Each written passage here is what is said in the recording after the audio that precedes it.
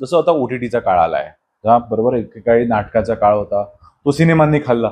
नाटकाची लोक नेहमी कंप्लेंट करायची की सिनेमा, एक दिवशी सिनेमाला पण काळ येईल की तुमचाही एक छोटा फॉर्मॅट कुठला तरी खायला, आणि तेच झालं OTTमुळे. मग अशा ह्याच्यात काही तुझे विचार का आहेत का? कारण कसं होतं मयुरेश, की मला असं वाटतं किंवा टीव्ही पण मी त्या क्षेत्रात का नाही रे, आपल्याला आपली चादर कळली पाहिजे. माझ्या वडिलांनी नाटक केलंय, मला त्या गोष्टी, त्या नाटकांबद्दल घरात गोष्टी बोलल्या गेलेल्या आहेत. बरोबर. ती गणित घरात बोललेली गेलेली आहे. त्याच्यामुळे त्याचा रेफरन्स डोक्यात आहे, त्या गोष्टी आपल्याला माहिती आहेत. आणि सिरियलमध्ये घुसलं का ती 100% अजून जास्ती कमिटमेंट आहे. बरोबर. कारण की तिथे अक्षरशः जसं एक बाई, घरातली बाई 4 पैसे डब्यात साठवते ना, तितकं लक्ष सिरियलमध्ये घातलं तर 4 पैसे मिळतात. आणि तेवढा वेळ द्यायला आता माझ्याकडे वेळ नाहीये, की कारण एका साईडनी रेस्टॉरंट मला वाढवायचंय. त्याच्यामुळे मी त्या ह्याच्यात घुसणार नाही. आता राहिला प्रश्न पिक्चरचा, तर मला आजही वाटतं की ना, पिक्चरचा ऑडियन्स वाढण्यासाठी सगळ्यांनी खूप काही काही केलं पाहिजे. कारण काय होतं ना, प्रत्येक जण आपली हौस पूर्ण करायला येत आहे या नाटक क्षेत्रात, बरोबर, सिनेमा क्षेत्रात. आणि जितकं कमिटेडली, जितकं काय म्हणतात, एक नट नाटकाला वाहून नेतो ना, बरोबर, मग आपण म्हणतो जे की प्रयोग आहे, सिनेमाला थिएटरला जेव्हा तो 9चा सिनेमा लागतो ना, तेव्हा तो लागणार आहे. प्रेक्षक येऊ किंवा नको येऊ, 9ला लागणार आहे. कलाकारांचा 9चा शो म्हणजे त्यांना कुठेही असलं जगाच्या टोक्यावरती, पाऊस पडला किंवा काय पडला, त्यांना 9ला पोहोचायचं. ही कमिटमेंट इथून सुरू होते. बरोबर. त्या ते नाटक चाललं का वडापाववाल्याच चालतं, पॉपकॉर्नवाला चालतो, तिकडे बाहेर गजरेवाले येतात, पुण्यामध्ये काही लोक ऑडिओ कॅसेट्स विकतात. सो हे आपल्याला सिनेमात नाही बघायला मिळत. एन्व्हायरमेंट येते त्याच्यावर एक. सो ही मला असं वाटतं की नाटक ही अशी गोष्ट आहे ना, की जी अजून 500 ते 1000 वर्ष तरी बदलली तरी, OTT येऊ देत, OTTच्या पुढचे 4 गोष्टी, AI पण जरी आलं ना पुढे जाऊन, तरी नाटकाला मरण नाही. छोटासा काळ आहे, त्या काळापुरते कदाचित थोडंफार वरखाली होतं. कारण की शेवटी कुठलीही गोष्ट लाईव्ह बघणं ही परभणी आहे. एक्झॅक्टली. त्याचा एक आनंद वेगळा, वेगळा आनंद आहे. आज मला मी जसं तुला सुरुवातीला मगाशी फोन केला तुला पहिला, तो फोन ह्यासाठी केला की मला तुला बघताना ना, मला खरं वाटत होतं तुझा इंटरव्ह्यू.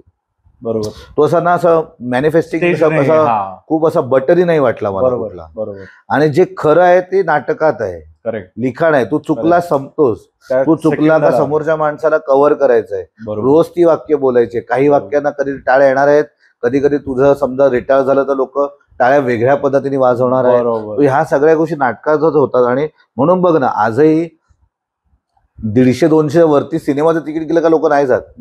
पण 400 तिकीट 500 जरी लोक नाटक बघतात 100%. आणि नाटकाला ना, मी मुळात सांगतो, मी पुण्यात जास्ती हे पाहिलं, लोकांचा कुठलाही सण असो, मग साड्या, कुर्ते छान नटून सजून पण येतात एकदम. त्याच्यामुळे मला असं वाटतं की नाटकाला मरण नाही.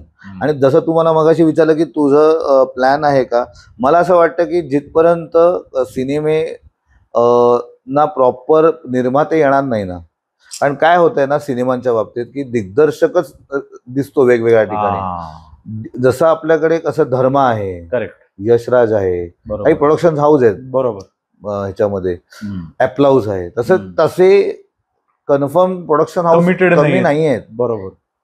कारण काय होतं, फायनान्सर बदलतो, मग हा बदलतो, मग तो सांगतो माझ्या मुलाला लॉन्च कर, मग एक काम कर, माझ्या गावची शेती आहे.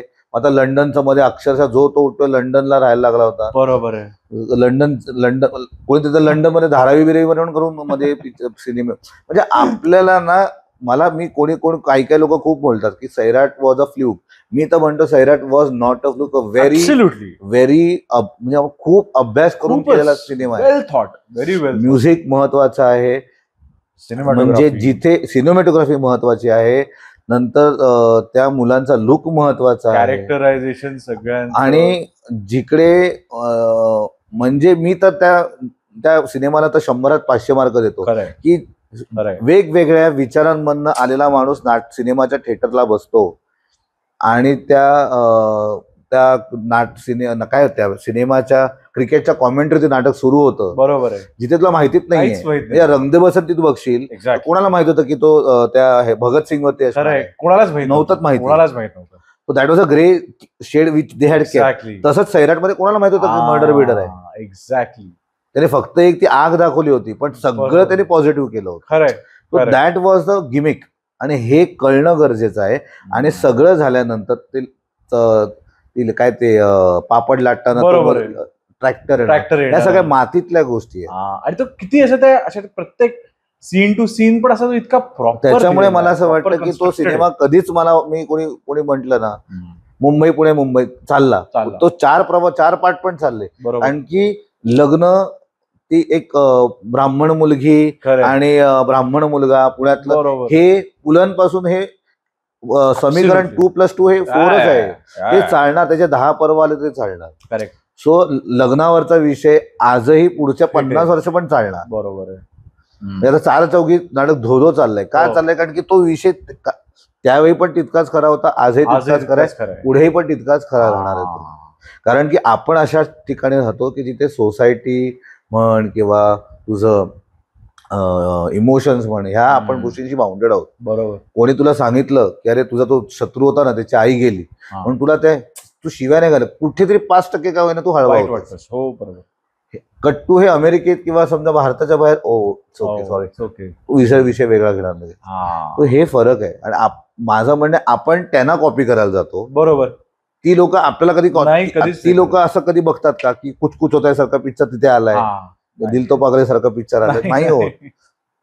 आपण आपलं करावं आणि हे सगळ्यांनी करावं. करेक्ट.